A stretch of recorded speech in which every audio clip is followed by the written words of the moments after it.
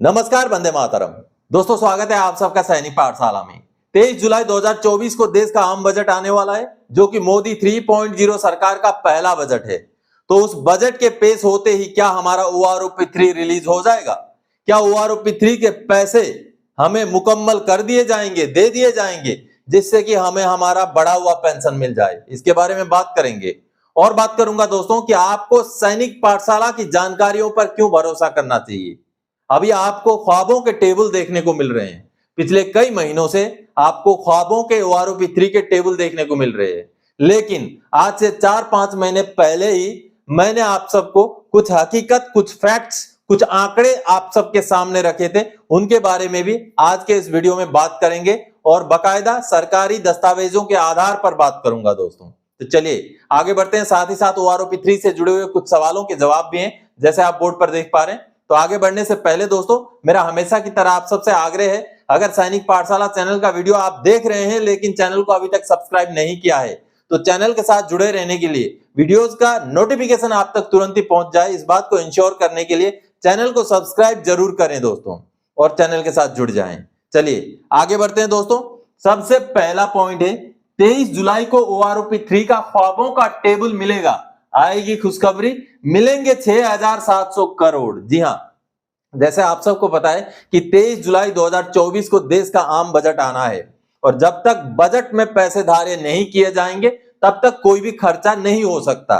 तो ऐसे में क्योंकि ये चुनावी साल था, इस वजह से पिछले पैसे भी बचे हुए हो और उन पैसों से भुगतान हो जाए, ऐसे चांसेस कम हैं। इस वजह से जब तक बजट में पैसे धार्य नहीं होंगे तब तक पेमेंट नहीं होगा, भुगतान नहीं होगा। वैसे डिक्लेरेशन हो सकता है, टेबल्स उससे पहले भी जारी हो सकते हैं, लेकिन जो भुगतान है बजट में जब पैसे धार्य किए जाएंगे तभी होगा दोस्तों। जी हां, आगे मैं कुछ दस्तावेजों के आधार पर और भी कुछ जानकारियां आपको दूंगा OROP3 के टेबल से जुड़े हुए, जो कि महत्वपूर्ण जानकारियां हैं, क्योंकि आप पिछले कई महीनों से ख्वाबों के टेबल में घूम रहे हैं। तो उन ख्वाबों के टेबल से आपको हकीकत के टेबल्स में आना बहुत ज्यादा जरूरी है दोस्तों। चलिए आगे बढ़ते हैं। अगले पॉइंट में मैं कवर करता हूं, धीरे धीरे आसमान से जमीन पर उतरता OROP3। जी हां, पहले सालाना 8,450 करोड़, अब 6,700 करोड़, तब DR 31%, अब DR 50%। जी हां, भारत सरकार का ही डिफेंस मिनिस्ट्री का एक रिव्यू नोट है, जिसमें सरकार ने पिछले दिनों कितना काम किया, क्या किया, किस पे कितना खर्चा किया, उसका ब्यौरा सामने रखा गया था। जिस ब्यौरे में OROP में सालाना सरकार ने कितना खर्चा किया, यह जानकारी दी थी दोस्तों।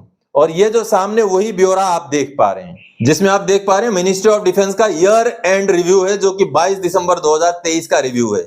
इस रिव्यू रिपोर्ट में बहुत सारी बातें सामने रखी गई थी। आत्मनिर्भरता इन डिफेंस, उसके लिए क्या क्या स्कीम लिए गए, कितना पैसा खर्चा किया गया, वो सारी बातें इससे सामने रखी गई थी जनता के सामने, और जो पूर्व सैनिक हैं उनके सामने भी। डिफेंस एक्विजिशन में कितना खर्चा हुआ है, वो सारी बातें यहां रखी गई थी। और साथ ही साथ जो इंफ्रास्ट्रक्चर है, जो मॉडर्नाइजेशन है, उसमें जो खर्चा हुआ, बॉर्डर इंफ्रास्ट्रक्चर, जैसे आप देख पा रहे हैं बॉर्डर इंफ्रास्ट्रक्चर में कितना खर्चा किया गया, क्या क्या काम किया गया, कहां रास्ते बनाए गए, कहां टनल्स बनाए गए, कहां ब्रिजेस बनाए गए, किस तरीके से कितने कैपेसिटी के ब्रिजेस बनाए गए, ये सारी बातें यहां पर रखी गई थी दोस्तों। और नारी शक्ति के ऊपर क्या खर्चा हुआ, कितना खर्चा हुआ। और साथ ही साथ ये जो आप देख पा रहे हैं एक्स सर्विसमैन वेलफेयर, अब एक सर्विसमैन वेलफेयर को लेकर के बहुत सारी बातें यहां पर है, लेकिन जो महत्वपूर्ण आज का विषय है वो 1 रैंक 1 पेंशन को लेकर, जैसे आप यहां पर देख पा रहे हैं, जो 1 जुलाई 2019 से दिया गया उसके बारे में है। और महत्वपूर्ण ये सेंटेंस है, estimated additional annual expenditure for implementation of the revision calculated as approximately 8,450 crore at the rate 31% dearness relief. यानी कि दोस्तों 31% डियरनेस रिलीफ के साथ, यानी कि DR के साथ कुल खर्चा आया था 8,450 करोड़। ये OROP2 का आंकड़ा है दोस्तों। OROP2 में अगर एक साल का खर्चा 8,450 करोड़ था, और उस समय में जो DR का परसेंटेज था वो 31% था। तो सोचिए, अभी जो सोशल मीडिया के हवाले से जो जानकारियां सामने आई है, सरकार OROP3 के लिए सालाना बजट 6,700 करोड़ रुपए देने वाली है।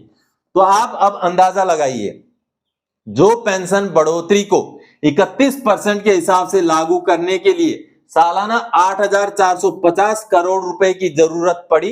अब आज के डेट में 50% डीआर के हिसाब से अगर सालाना 6,700 करोड़ ही है तो आपका बेसिक पेंशन में कितना बढ़ोतरी होने वाला है उसका अंदाजा आप लगा लीजिए।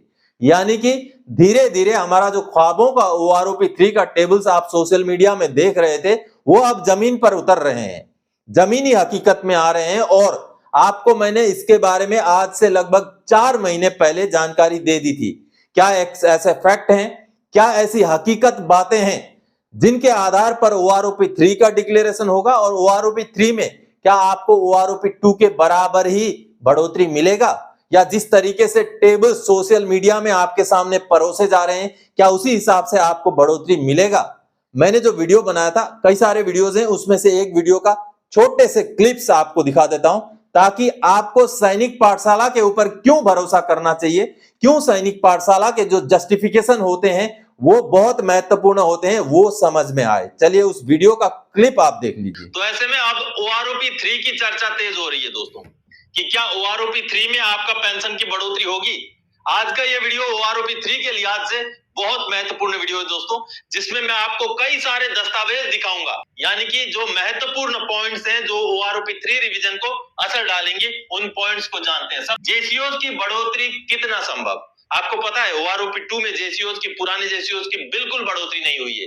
तो ऐसे में क्या OROP 3 में जेसीओज की बढ़ोतरी होगी, जिस वजह से दोस्तों जेसीओज को इतना ज्यादा फायदा मिलेगा, ऐसी संभावनाएं बहुत कम है। जैसे जवानों की पेंशन का एवरेज पेंशन जो है थोड़ा सा ज्यादा निकलने के चांसेस हैं। ये जो पॉइंट्स मैंने आपको समझाए, इन पॉइंटों से आप समझ गए होंगे कि OROP 3 में किस तरीके से ये जो मूल पॉइंट है, मुख्य पॉइंट है, वो प्रभाव करने वाले हैं। OROP 3 में जैसे सिपाही का 20,663 रुपए, नायक का 22,251 रुपए, हवलदार का 23,618 रुपए, कैप्टन का 45,938 रुपए यहाँ पर बेसिक पेंशन दिखाया गया OROP 3 का। ये टेबल बिल्कुल भरोसे लायक नहीं है, क्योंकि दोस्तों आपको मैं याद दिला दूं, दिसंबर 2022 में एक PIB का टेबल जारी हुआ था।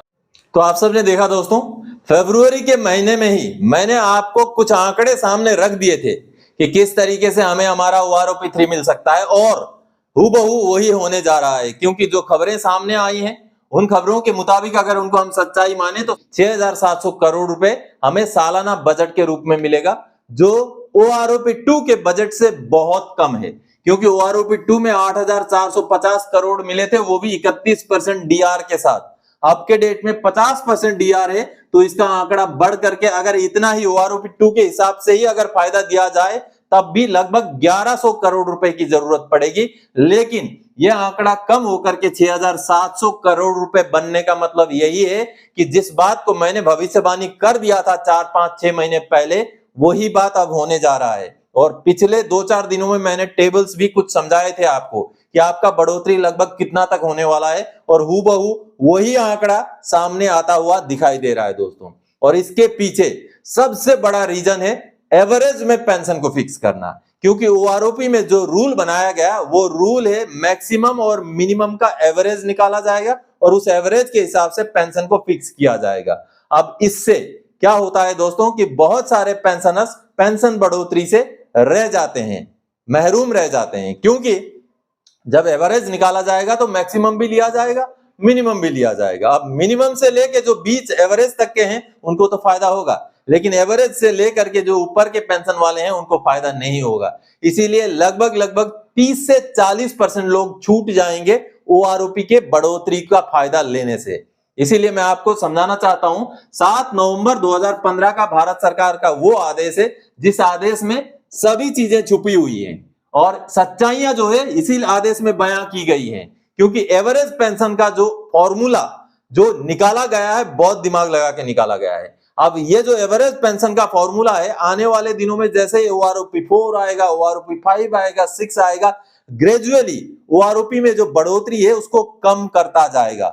हाँ, एक चीज है, अगर बीच में पे कमीशन हो जाए, कोई इस तरीके से इक्वल MSP लागू हो जाए, ऐसी चीजें हो जाए तो OROP में फायदा मिलेगा। लेकिन अगर रूटीन चीजें चलती रहे, सिर्फ DA/DR ही बढ़ता रहे, तो OROP ग्रेजुअली उसका ग्राफ जो है डाउन होता जाएगा। क्योंकि जो ये एवरेज निकालने वाला भारत सरकार का फॉर्मूला है ये इसी तरीके से सेट किया गया है। अगर यही ओआरओपी नोशनल मैक्सिमम के बेस पर अगर फिक्स किया गया होता तो बहुत ज्यादा बढ़ोतरी और फायदा पेंशनर्स को मिल पाता, लेकिन जहां इस ओआरओपी को एवरेज पेंशन के साथ फिक्स किया गया है, ये उतना ज्यादा फायदा नहीं देगा। और सबसे बड़ी बात है, इसमें लगभग आधे के आसपास जो पेंशनर्स बढ़ोतरी से ओआरओपी के फायदे से छूट जाएंगे, ये हमेशा होता रहेगा। चलिए अब कुछ सवालों के जवाब ले लेते हैं। किन किन को लागू रहेगा ओआरओपी 3, कौन कौन बाहर रहेगा? दोस्तों, जिस तरीके से ओआरओपी 2 में रिजर्विस्ट पेंशनर बाहर थे, प्रीमेच्योर रिटायरीज वाले बाहर थे, उनको इस बार भी बढ़ोतरी या ओआरओपी की 3 के दायरे में लाने के चांसेस बिल्कुल ना के बराबर हैं। हाँ, जून 2024 या उससे पुराने जितने भी रिटायरी हैं सब ओआरओपी के दायरे में रहेंगे, प्रीमेच्योर रिटायरीज को छोड़ के, जुलाई 2014 के बाद के प्रीमेच्योर रिटायरीज को छोड़ के। लेकिन ओआरओपी के दायरे में रहना और ओआरओपी में पेंशन की बढ़ोतरी मिलना अलग चीजें हैं। इसलिए मैं बोल रहा हूं कि बहुत ज्यादा ऐसे पेंशनर्स हैं जो छूट जाएंगे, जिनको ओआरओपी 3 का फायदा नहीं मिलेगा। दोस्तों चलिए, क्या ओआरओपी 3 में डिसेबिलिटी पेंशन में भी होगी बढ़ोतरी? कितनी होगी? जी हाँ, क्योंकि डिसेबिलिटी जो एलिमेंट होता है वो सर्विस एलिमेंट पर ही आधारित होता है। आप अगर नॉर्मल डिसेबिलिटी पेंशन ले रहे हैं तो आपका जो सर्विस एलिमेंट है उसका 60% आपको डिसेबिलिटी एलिमेंट मिलता है, अगर आपका डिसेबिलिटी 100% है तो। और अगर आपका डिसेबिलिटी 75% है तो आपका सर्विस एलिमेंट का 45% आपको मिलता है। और अगर आपका डिसेबिलिटी 50% है तो आपका सर्विस एलिमेंट का 30% आपको डिसेबिलिटी के हिसाब से मिलता है। तो ऐसे में अगर आपका सर्विस एलिमेंट बढ़ गया, मान लीजिए किसी सिपाही का 18,807 रुपए आज बेसिक है, तो उनका अगर ओआरओपी 3 में मान लीजिए फॉर एग्जांपल अगर 20,000 हो जाता है, तो जो बढ़ोतरी हुई है उसी बढ़ोतरी के हिसाब से उनका डिसेबिलिटी एलिमेंट में भी उतना पैसे का 30% या 45% या 60% जितना भी परसेंटेज डिसेबिलिटी है उसके हिसाब से पेंशन में बढ़ोतरी होगी। यानी कि हाँ, डिसेबिलिटी एलिमेंट में भी ओआरओपी 3 की बढ़ोतरी से फायदा मिलेगा। अगला सवाल दोस्तों, क्या ओआरओपी 3 में एडिशनल पेंशन भी बढ़ेगी? जी हाँ दोस्तों, क्योंकि एडिशनल पेंशन भी हमारा सर्विस एलिमेंट पर ही डिपेंड करता है। तो 80 साल से ऊपर के जितने भी पेंशनर्स हैं उनको एडिशनल पेंशन में भी ओआरओपी 3 का फायदा मिलेगा। तो दोस्तों, आज के इस वीडियो में इन्हीं जानकारियों के साथ आया था। आगे और कोई जानकारी आपसे सरोकार रखने वाला विषय लेके मैं फिर से हाजिर हो जाऊंगा। तब तक के लिए जय हिंद दोस्तों।